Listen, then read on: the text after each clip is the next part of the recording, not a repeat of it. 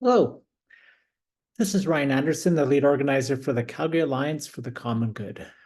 We've now had several requests to make an online version of our listening campaign training, so this is the video.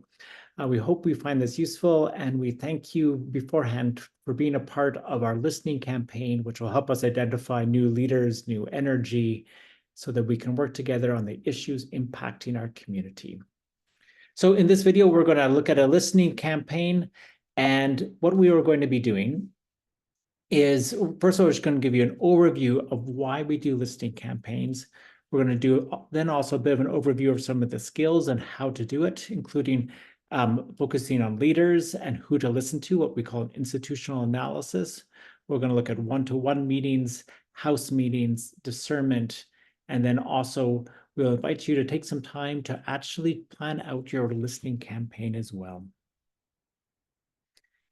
But first of all, let's start with why we do listening campaigns. So listening campaigns are not just about our shared work that we do through the Calgary Alliance. They're also a very important part of how we work with our member organizations to strengthen their own organizations and institutions. Basically, how do they strengthen your community so they can be a strong, what we call a mediating institution? In other words, having a strong organizing culture. So what defines a really strong mediating institution? Well, it does three things. The first one is that it connects people to each other. In other words, it focuses on building deep and strong relationships. Second thing is connecting people to meaning and values or reflection, helping people to really connect with what is their life about, who do they want to be, what's important, what wants to guide them, not only in their personal life, but also in our shared lives as a community. And then thirdly, it's about connecting people to power. In other words, we join organizations, we're part of communities and institutions because they give us an opportunity to not just be left on our own facing all the challenges of life, but rather to be able to join with others so we can act together and make a difference. So just for a moment, think about your own organization or your own community. How does it fulfill these? Does it do them well? Does it help you build deep, meaningful relationships? Does it help you connect to values? And also, is it a means by which you can join with others and actually have the power to make a stronger and better community? Just reflect for a moment. And also reflect, if your community was stronger in these areas, what would be different? What would look different? But also, how would your community be different in a positive way?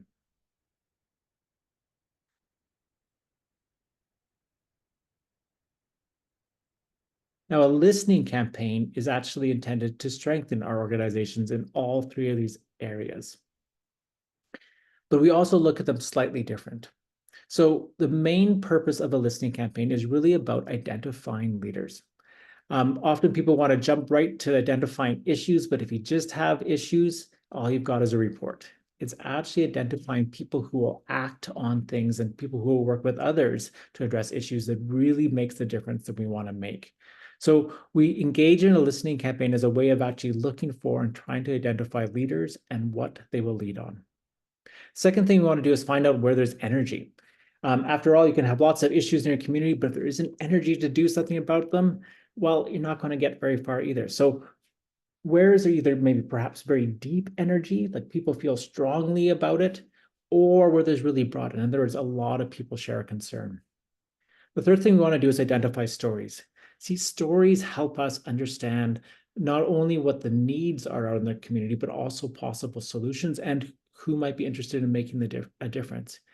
It's easy to stick at, very broad things like the environment, poverty, mental health, but it's usually people's stories that help us understand the particularities of what changes need to be made that will actually make a real difference for people. And then, of course, we need to identify issues. In other words, what are people willing to actually work together on or fight to make a change? And we also do this to strengthen communities. This goes back to what makes a strong institution, is that it's when you actually create spaces for people to develop deeper relationships where they can reflect together. That's how you build a strong institution. That's how you build a strong community, a strong organization. So we want to have these listening sessions as a time of actually building that relationship and that reflective culture. And of course, as we identify leaders and energy, that's where we also develop the power to actually bring about a difference in our communities or in our organization as well too. So that's what we're trying to do together. So hopefully that sounds interesting. Now, what does a listening process look like? So I'll go through the list and then I'll tell you a bit of a story. So the first thing you want to do in the listening campaign process is that you want to identify which leaders are going to lead this campaign with you.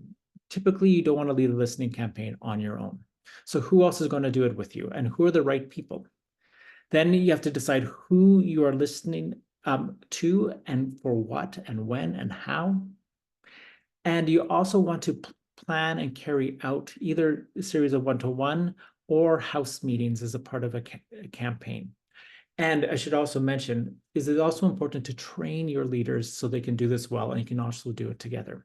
Of course, then after carrying out this, what you want to do is you want to collect those responses together and spend some time amongst the people who have led it to discern where is their actual, what are the issues? What are the stories? Where is their energy? And don't forget, who are the people who might actually want to act on this?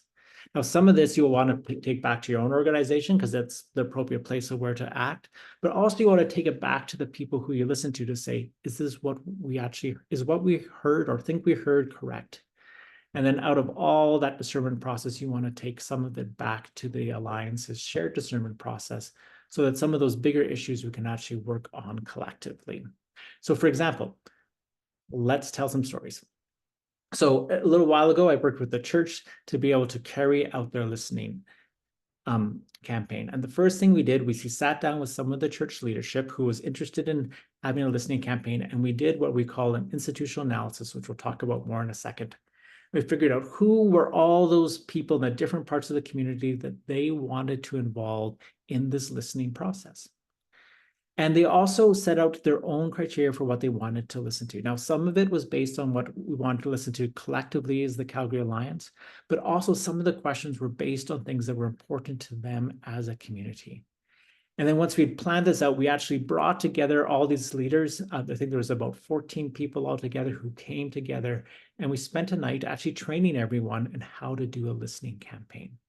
And then what we did after that is, or I should say what they did after that, is they went out, and this was a church, so it was after church on one Sunday, they had gone out and intentionally invited all the different people from the different parts of their community to come and be a part of this shared listening session.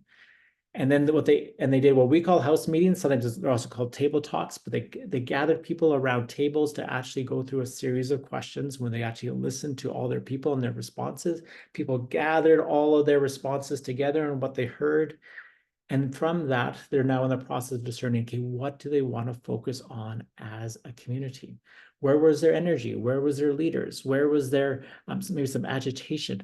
And now some of that they're going to focus on as a church, but then they're going to take some of what they have actually heard, some of those bigger, broader issues that you need a broad alliance for to address things like, housing or, broad community mental health issues or economic pressures that people are under.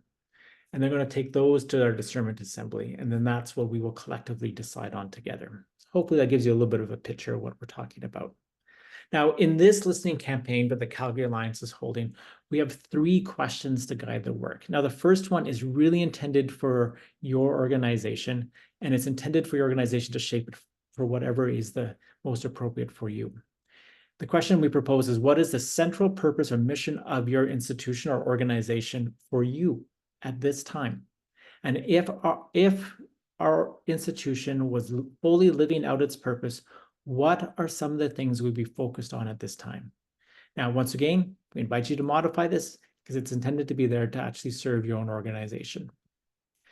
Now, the second question is sort of our standard question we often ask, which is, what are some of the pressures you, your family, or your loved ones, or your community are facing? And can you share a story that illustrates this? Okay, 2 key things to notice is that we want stories not about, issues out there like, in our community, people are faced with issues around housing. That won't give us much and really won't give anyone much. It's very different if people then instead tell the story about, perhaps actually housing matters to them because it's affecting their children who are unable to actually move out of their home or out of their parents' home because they can't even afford basic rent on the jobs that they're able to get. That starts to give us more of a picture. It also gives us a sense of the tie between some of the jobs and also that sort of that initial rung of housing that people want to get into. Now, the third question is really about us starting to focus on where we want to focus our energy, but also that positive sense of hope. Sometimes what we work on comes out of the pressures and pains that people are under, but also sometimes comes out of the hope that people have. So what do you hope for in our city? If we were to focus on one or two things as the Calgary Alliance, what would you want us to focus on? What would you be willing to put your time and energy into? Once again, we're trying to look for, where's our actual energy and where are the people that want to do the work? Now, people often say, well, okay, what are we ultimately trying to get to? And we keep saying, well, we can modify things. Is this really scientific or not? Well, we're actually not trying to be scientific. This isn't a formal academic study. Rather, the focus on this, so you're doing a good job, is if you are actually finding leaders. So leaders don't necessarily need to be people with fancy titles. They just need to be people who are willing to work with others to make a change. The people who have a bit of, I want the world to be different, or I want my life to be more than what it is. Or I just want to work with other people because this matters to me, or I like the other people, but that sense of not just going on your own, but actually engaging and working with others. Now, these people might want to be one of the research action teams that are going to guide some of the campaigns. Perhaps this person might be your own institutional point person who looks after this particular issue, or perhaps they're a part of your core team or your equivalent of that. It might be someone who might be on the Calgary Alliance's strategy team or board or communications team, or there might be some other place.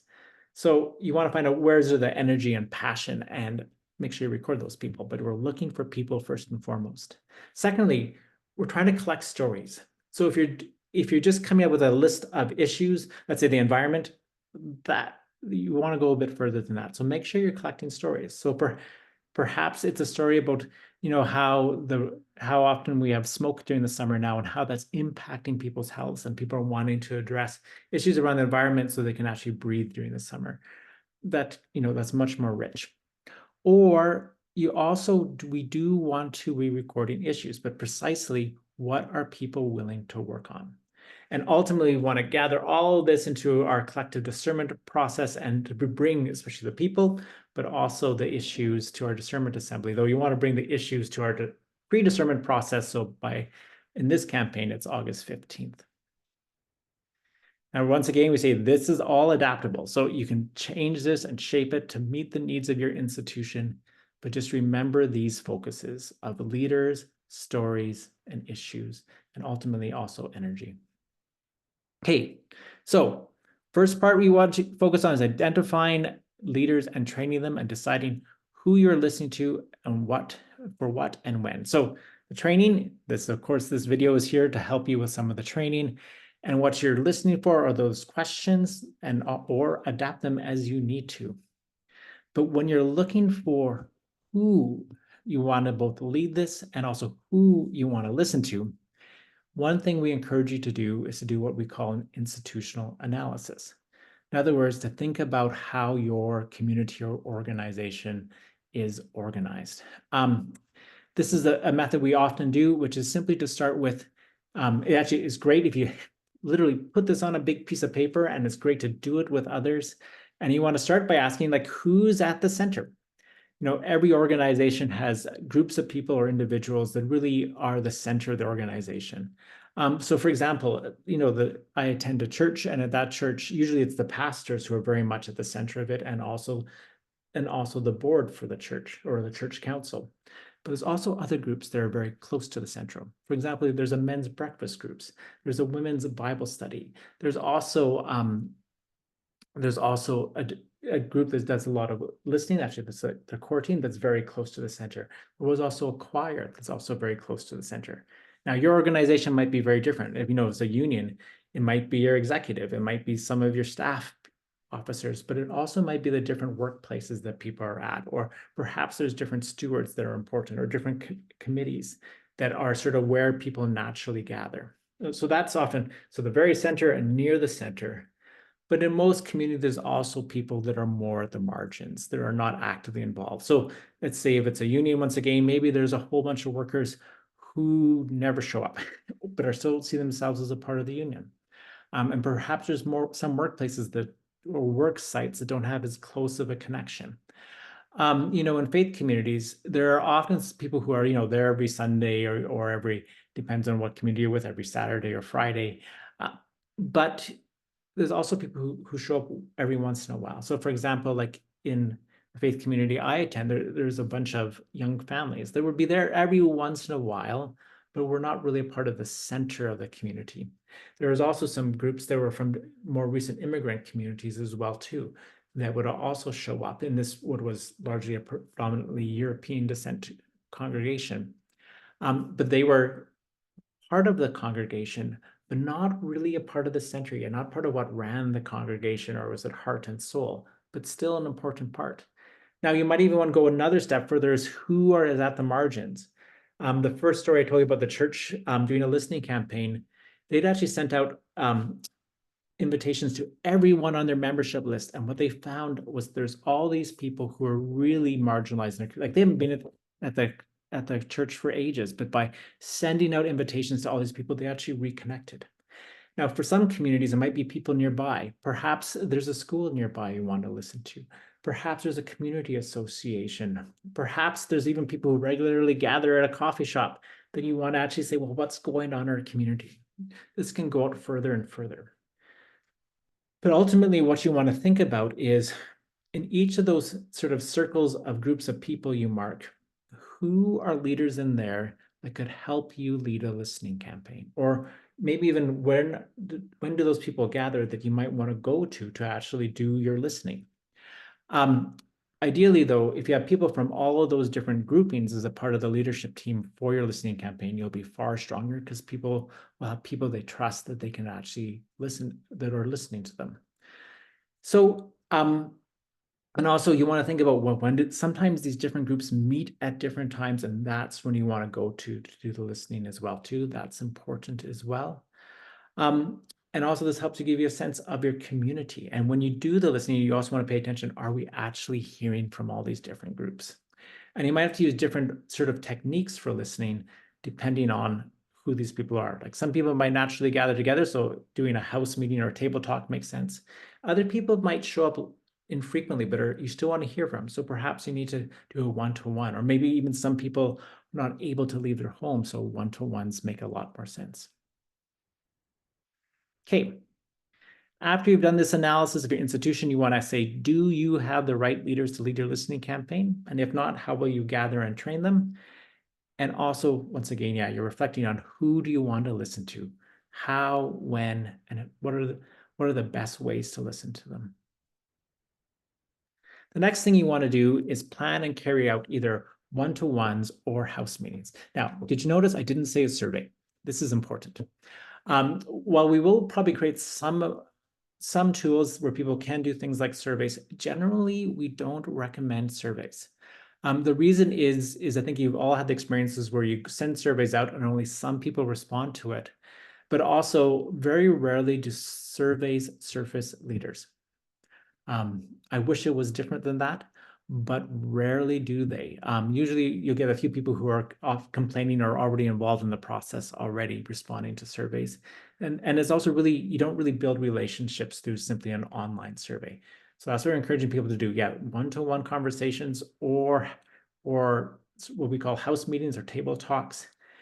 And if you are doing some type of survey, what we would strongly recommend is you want to pair that with some type of relationship building. So for example, you send out a survey, is anyone interested in any of these issues? If so, would you be willing to set up a one-to-one with someone from your organization? Or if you're interested in these, would you be willing to come for this listening gathering or house meeting that we're going to be holding on this issue? So make sure it ties back into that relational fabric. Okay, so what's a one-to-one? Basically, a one-to-one is Sometimes we call it a cup of coffee or tea together, but it's a little bit more than just a casual conversation. It's really about building a public relationship with someone. They're focused on building trust, really between the people engaged, trying to build some mutual understanding between the people. You usually want to focus on identifying the interests, the passions, the pressures, or the vision of the other person. A good one-to-one also has some agitation, in other words, some stimulation of reflection on the self, their potential, their integrity, their legacy, basically who do people want to be. A good one-to-one changes us. And ultimately to identify issues that are impacting people, where there are stories, leaders, energies, and there's energy to address these. This is the listening campaign part of a one-to-one. So if you want to picture a one-to-one, think about two people sitting together, perhaps over a cup of coffee, and taking the time to get to know each other. And then in a listening campaign is also to go through some of those questions that we're asking, but not in sort of like a, I'm giving you a survey type approach, but really as a chance to explore and share stories and really understand each other's experience. So when you have a one-to-one, remember, relationships come first. Spend the first bit of it just getting to know that other person or getting to know where they are in their life right now. Focus on them.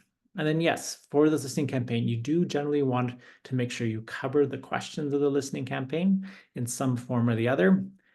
And then you also want to spend some time exploring what would the other person would actually be interested in being involved in, whether it's putting their time or energy into, because you want to get a sense of both that energy and is this person someone who might actually want to act on these? Once again, these are the same questions that we're having. So what is the purpose and mission of your organization and what would you be focusing on at this time? Second question is about, what are the pressures that people are under, especially people that they themselves or the people that they love. And also the third one's about, what do you hope for our city? What do you want Calgary Alliance to focus on? And what would they be willing to put their time and energy into? And just a reminder, we're focused on looking for leaders, stories, and issues that you can ultimately bring into the discernment process or bring it into your organization's own efforts to address these issues. Okay, before we get into house meetings, actually, a quick story. So for example, this morning, I had a one-to-one with someone. We set it up ahead of time and we met at a local coffee shop. And the first bit of the one-to-one was actually just getting to know the other person, getting to know a bit of their story, what they cared about, what they were passionate about. And it wasn't just me asking them about their life, they were also asking me about myself. And I was sharing stories and they were sharing stories, and it was mutual. Now, if it would have been for our listening campaign, we then, as a part of this, we would have shifted into the questions. So if I was at the same institution for them, for example, I would start to say, like, what for you do you think is really this part of the mission of our organization? And if we were to live that out, what do you think we should be focusing on right now? And just let them speak. The second, then we would have spent some time talking about, what are the pressures that your family is under, or your loved ones, or you yourself.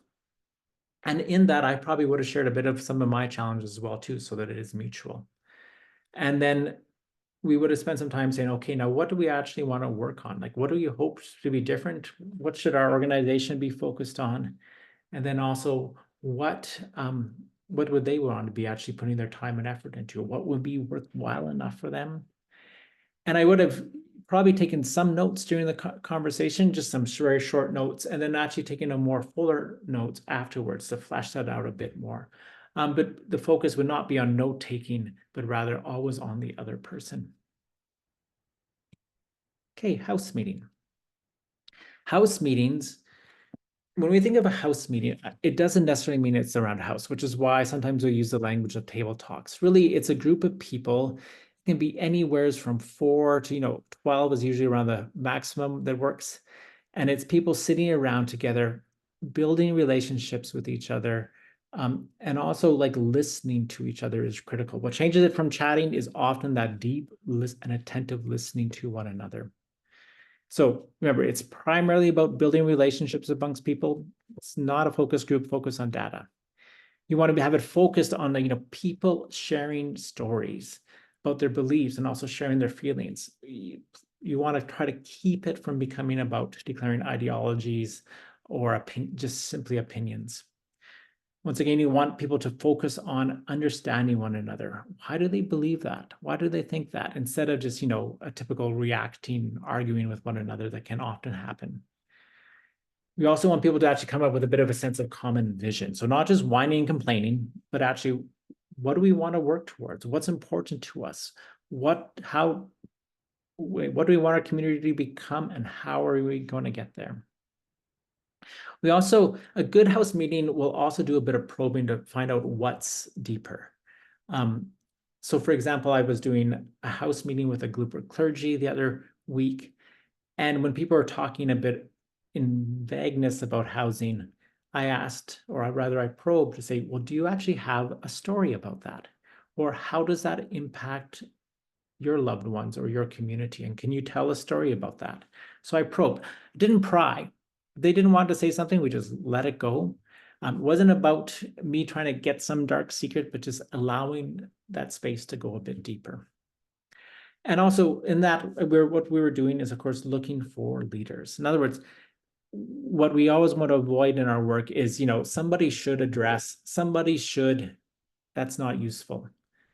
Rather, we want to look for the people who are like, I'd really like to work on that. I'd really like to find some way that we can together. That's what you're going for. And of course, because we're leading to common action around goals, not just a chatting or complaining session. So how do you plan house meetings? First of all, once again, you want to identify where, when, and to whom you want to be listening to, and you want to schedule these. So these aren't just random, they're intentionally scheduled based around who you want to be there and who's really important. It's best not just to say, well, we're going to have a house meeting at our next general meeting. You probably won't get all the people that you want. You'll probably get the most committed people, but that's it. Rather, you want to think about who do you want to be there and intentionally go out and ask them and invite them and recruit them. And emphasize to people why it's important to be there. And you also want to make sure that you're covering the full diversity of your community as well, too. Make sure everyone has a chance to listen and not just those usual suspects or the very loud people. Now, often it's wise to do these things when people are gathered anyways, because then is not an extra trip, but it's also a chance that it's part of their habits and routines to be there. That makes it a lot easier. And also you want it to be fun. So make it enjoyable. Host people, have tea, coffee, cookies, comfortable space. And of course you want in this process to be collecting notes. And also you want to make sure you're planning for how are you going to discern out of all that you hear and also share and celebrate it. So if you're thinking about a house meeting, I want you to picture, let's say, a group of people sitting around a table. And let's say it's a table at a local community association. So let's say that there's about 8 people sitting around. Now, the role of the host is the person who's really hosting this event. So they're the people who would have invited those people to attend, and they would have reminded them to come. They might have even given some people a ride, and they would have arranged the space so it's comfortable, there's refreshments. And then during the actual conversation, it's usually the role of the host to actually record. And you want to record, where are there issues, interests, what are the themes that surface? What are the stories? Who has them? Where's their great passion, anger, love? Where is their common interest? And also, where are you seeing potential leaders, and what might they be leading on? So basically, the host is the note keeper during the actual conversation, but they're also a second set of eyes and ears and heart so that they can notice things going on that perhaps the facilitator is missing and help the facilitator as needed. Now, the facilitator is the other role. They're really the people who, in effect, are running the meeting. So they want to welcome everyone. They want to provide some ground rules about what the conversation is going to look like and the expectations. As well, they want to provide the agenda and the purpose. Usually they introduce the questions that are going to be answered, that the people are responding to, and both the host and the facilitator should be prepared to respond to them as well, too. because we want to practice mutual, thoughtful vulnerability. And what's really important for the host, and often the most challenging job, is you want to make sure that everyone gets a chance to speak. And often what we do is set time limits for how long each person speaks. So for example, if you have an hour and you have 3 questions and you have a group of 10, roughly everyone gets 2 minutes to respond each time. Though sometimes you can also, we recommend especially literally going around the circle for at least the first question, sometimes the second. And sometimes by the time they get to the third, you can allow it to be a bit more free flowing. But you want to make sure that everyone has an opportunity to respond. Yeah, so generally, when we talk about general instructions, we ask people to honor each people's story, to listen for understanding and insight. Don't try to solve someone else's problem or engage in therapy or argue, but rather pay attention to how you're responding and you're reacting. What other stories or insights might be stirring in you, and then be conscious of time limits. The second part of this is sometimes these conversations can actually lift up things that stir up some of the trauma that people have experienced in life. So you might want to add something like this below. If at any point you do not feel comfortable with a question asked or have overwhelming feelings of sadness or anger or nervousness arise, please let us know and we can pause the conversation or even stop it altogether. And we'll take no offense if you step away from the conversation. And if you are staying, I encourage you to write down the name of a safe person or place that you can turn to for support with whatever emotions or memories might come up for you. It's part of some of the ways in which this can be made more trauma-informed. So once again, so if you picture everyone sitting around in a circle together, around a nice comfortable table, you'd start off with a question of like, what do you understand is the central purpose or mission of our organization? What, at least for you and at this time? And if our institution was fully living out this purpose, what are some of the things we'd be focused on at this time?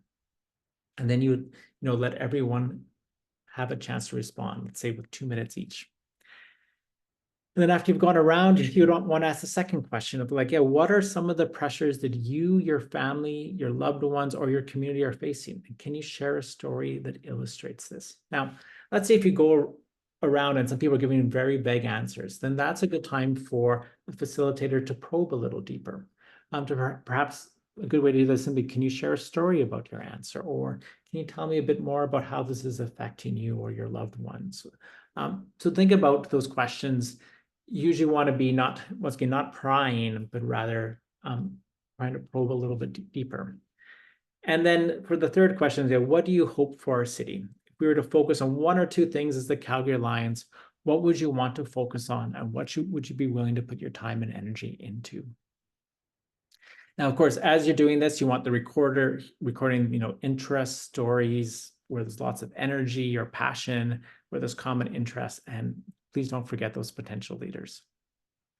Now, sometimes if you want to do a series of these, and a lot of them, you usually want to add in one additional question, which is something along these lines. Like, we're wanting to hold 20 of these conversations with 100 and listening to 100 different people from our community. Would you be willing to host or facilitate one of these conversations? This is a great way for your own organization to identify new and potential leaders.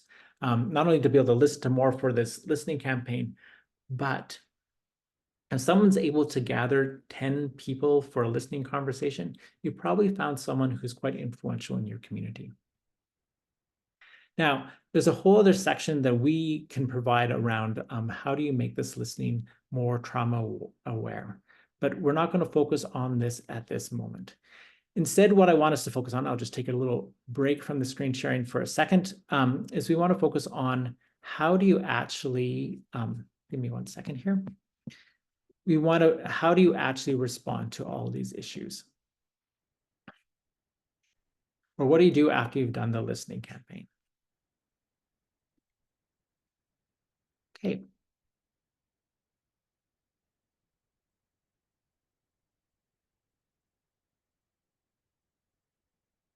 Once again, just give me 1 second here while I bring up. Okay. Once you've done a series of one-to-one meetings or a series of house or table talks, what you want to do is bring everyone back together again. And as as a team, spend some time discerning. What are the issues there? What are the common themes? Who are some of the or people you've seen as potential leaders around these? Where is their energy? Or where is their deep impact on people? What are some of the key stories you're hearing? What are you learning from those stories? And then out of all this, you want to take some time to actually figure out what is it from your hearing that perhaps you as your organization might want to tackle.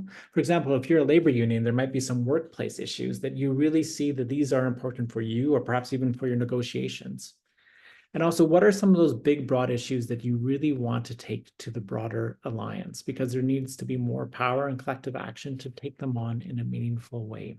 So that's the first step. So you want to do some discernment. But then ideally, you want to then take what you're hearing back to your own community first. Check in with participants.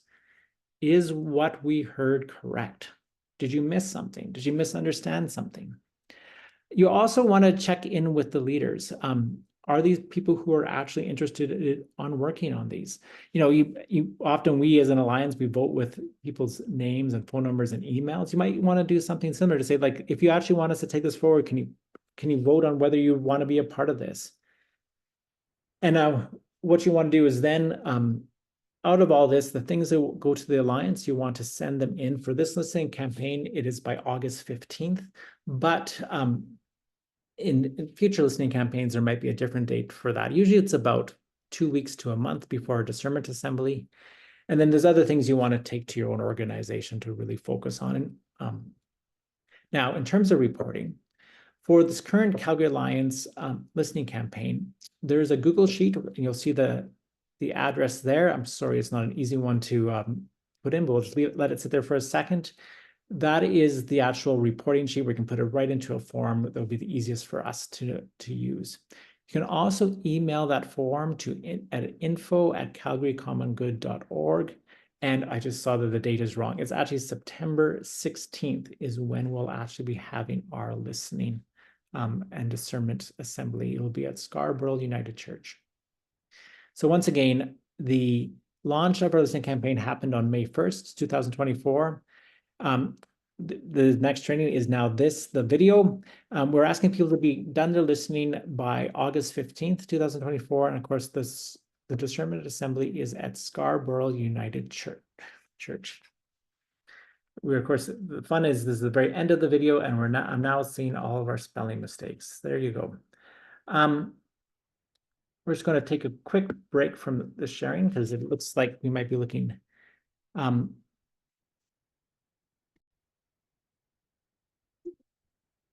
Okay, so the last key thing we want to just share with you is this.